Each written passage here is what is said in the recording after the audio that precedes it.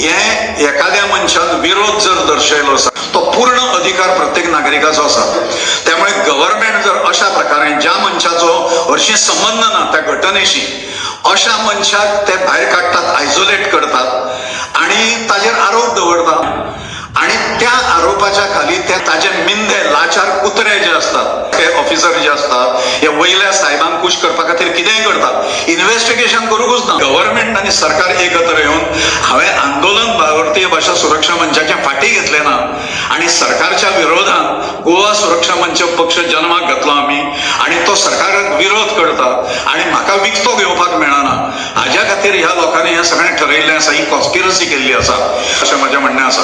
म्हणून हांव 3 लोकांक जबाबदार धरतलो, तेंची नांवांय घेता हांव। एक पार्टीचो संघटन मंत्री सतीश धोंड हो ह्या कॉन्स्पिरसी फाटल्यान आसा। दुसरो सदानंद तानावडे भाजपाचो अध्यक्ष जो आसा तो आसा आणि स्वतः डॉक्टर प्रमोद सावंत मुख्यमंत्री हे हातूंतल्यान आसा। ह्या खातीर तांचे कडेन कांयच पुरावे ना।